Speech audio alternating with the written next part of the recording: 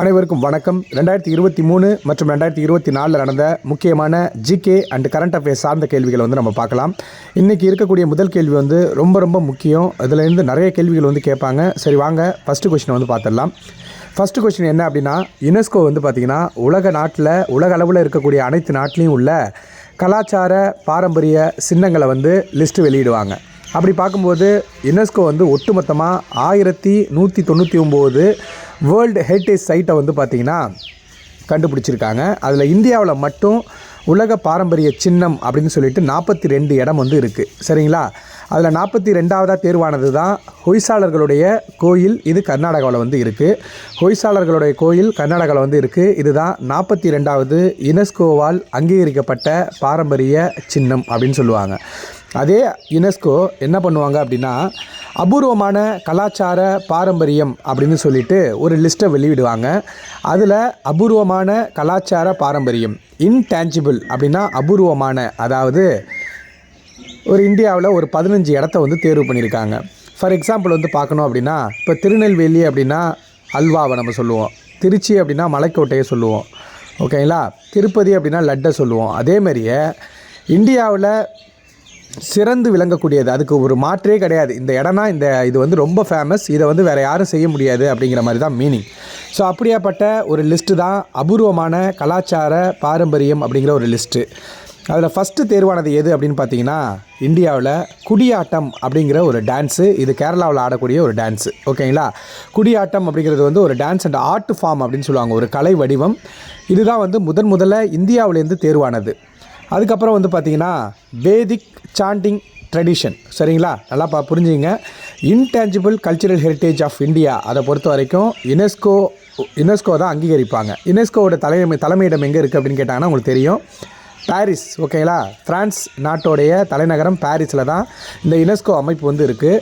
இதில் அபூர்வமான கலாச்சார பாரம்பரியம் லிஸ்ட்டையும் வெளியிடுவாங்க. இதில் இந்தியா 15 இடம் பார்த்திங்கன்னா இந்தியாவிலேருந்து இருக்குது. சரிங்களா? அதில் 15வது தேர்வானது தான் குஜராத்தில் ஆடக்கூடிய கார்பா நடனம், ஓகேங்களா. குஜராத்தில் ஆடக்கூடிய கார்பா நடனம் 2023 தேர்வானுச்சு. அப்போ ஃபஸ்ட்டு எது தேர்வானுச்சு அப்படின்னு பார்த்தீங்கன்னா, இந்தியாவில் கேரளா இருக்குது இல்லையா, அந்த கேரளாவில் குடியாட்டம் அப்படிங்கிற ஒரு கலை வடிவம் இருக்குது. அதுதான் பார்த்திங்கன்னா ஃபஸ்ட்டு தேர்வானுச்சு 2008. அதே 2008 பார்த்திங்கன்னா ஃபஸ்ட்டு தேர்வானது குடியாட்டம். ரெண்டாவது வேதிக் சாண்டிங் ட்ரெடிஷன், அதாவது வேதகால பண்பாடு அப்படிங்கிறது இந்தியாவில் மட்டும்தான் இருக்கும், இதை வேறு எங்கேயுமே அதேமாதிரி இருக்காது அப்படின்னு சொல்லிட்டு ரெண்டாவதாக அது தேர்வானுச்சு. ஃபஸ்ட்டு குடியாட்டம், ரெண்டாவது பார்த்திங்கன்னா வேதிக் சாண்டிங் ட்ரெடிஷன், ஓகேங்களா, இந்தியாவிலேருந்து தேர்வானுச்சு.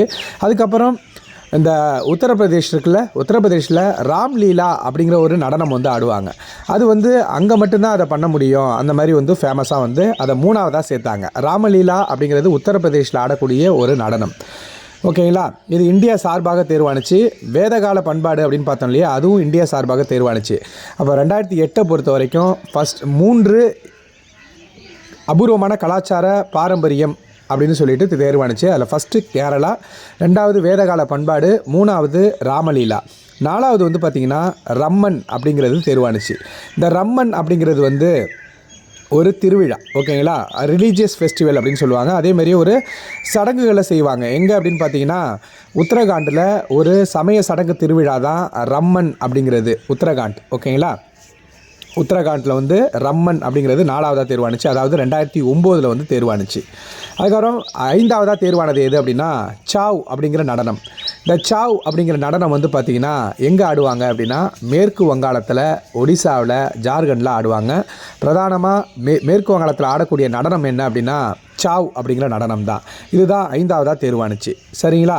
அடுத்து 6வதாக தேர்வானது என்ன அப்படின்னா ராஜஸ்தானில் இருக்கக்கூடிய கல்பேலியா அப்படிங்கிற நடனம். அப்போ ராஜஸ்தானில் ஆடக்கூடிய நடனம் என்ன அப்படின்னா கல்பேலியா அப்படின்னு சொல்லுவாங்க. இதில் பெண்கள் மட்டும்தான் ஆடுவாங்க, ஆண்கள் மியூசிக் அதை வாசிப்பாங்க, பெண்கள் ஆடுவாங்க. கல்பேலியா அப்படிங்கிறது ராஜஸ்தான்லேருந்து தேர்வானது. யுனெஸ்கோவால் அங்கீகரிக்கப்பட்ட அபூர்வமான கலாச்சார பாரம்பரியம் அப்படின்னு சொல்லிட்டு இதில் தேர்வானுச்சு. அப்புறம் கல்பேலியா ராஜஸ்தான்லேருந்தும், அதுக்கப்புறம் கேரளாவிலேருந்து இன்னொரு டான்ஸ் முடியெட்டு அப்படிங்கிற ஒரு நடனம், ஓகேங்களா. இந்த முடியெட்டு அப்படிங்கிறது 7வதாக தேர்வானுச்சு. இந்த நம்பர் கூட தேவையில்லை, இந்த வருஷத்தை மட்டும் கொஞ்சம் பார்த்துங்க, ஓகேங்களா. கல்பேலியா பாருங்கள், சவ் அப்படிங்கிற நடனம் மேற்கு வங்காளம், கல்பேலியா ராஜஸ்தான், அதுக்கப்புறம் முடியெட்டு அப்படிங்கிறது கேரளா. இது மூணுமே 2010 வந்து தேர்வானுச்சு. ஓகேங்களா? சாவ் நடனம், கல்பேலியா அப்படிங்கிற நடனம், முடியெட்டு அப்படிங்கிற நடனம், இது எல்லாமே வந்து பார்த்திங்கன்னா 2010 தேர்வானுச்சு. அடுத்து பார்த்திங்கன்னா 8ஆவதாக தேர்வானது புத்திஸ்ட் சாண்டிங் ஆஃப் லடாக். ஓகேங்களா? புத்திஸ்ட் சாண்டிங், ஓகே, லடாக்கில் வந்து இருக்குது.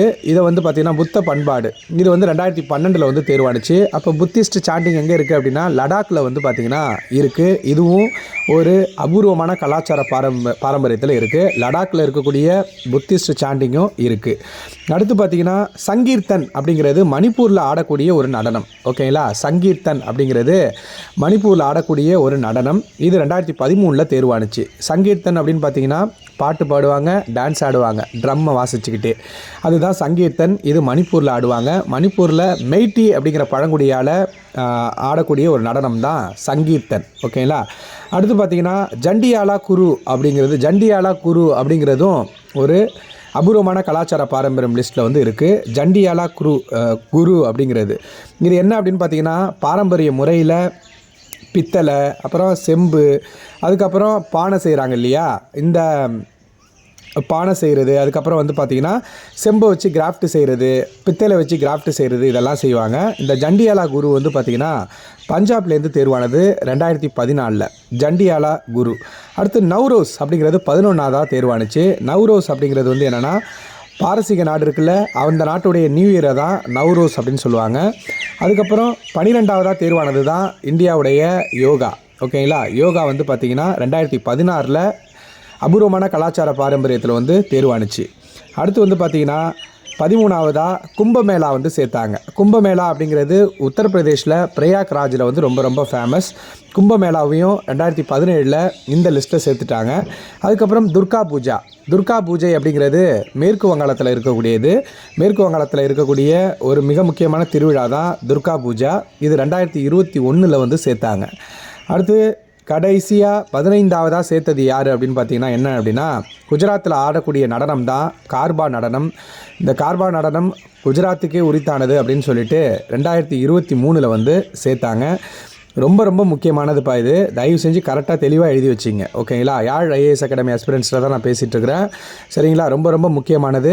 எல்லாத்தையும் தெளிவாக எழுதி வச்சிங்க. ஃபஸ்ட்டு குடியாட்டம், லாஸ்ட்டாக சேர்ந்தது கார்பா நடனம், குஜராத். ஓகேங்களா? 2023 வந்து சேர்த்தாங்க. இங்கே 14ஆவதாக சேர்த்தது துர்கா பூஜா, 13ஆவது வந்து பார்த்திங்கன்னா கும்பமேளா, 13 கும்பமேளா, 14 துர்கா பூஜா, 15 கார்பா நடனம். ஓகேங்களா? இது எல்லாமே அபூர்வமான கலாச்சார பாரம்பரியம் கொண்டது அப்படின்னு சொல்லிட்டு யுனெஸ்கோவால் அங்கீகரிக்கப்பட்டிருக்கு. யுனெஸ்கோ அப்படின்னா உங்களுக்கு ஃபுல் ஃபார்ம் என்னன்னு தெரியும். United nation educational scientific and cultural organisation. இதனுடைய தலைமையிடம் எங்கே இருக்குது அப்படின்னு கேட்டாங்கன்னா பாரிஸில் வந்து இருக்குது. இதில் ஃபஸ்ட்டு தேர்வானது குடியாட்டம், லாஸ்ட்டு தேர்வானது கார்பா நடனம். மற்றதெல்லாம் ஒரு டைம் பார்த்துட்டு கல்பேலியா அப்படிங்கிறது ராஜஸ்தானில் ஆடக்கூடிய நடனம். இது எல்லாத்தையுமே வந்து பார்த்து வச்சிங்க. நன்றி, வணக்கம். ஏதாவது டவுட் இருந்ததுன்னா கமெண்ட் பண்ணுங்கள்.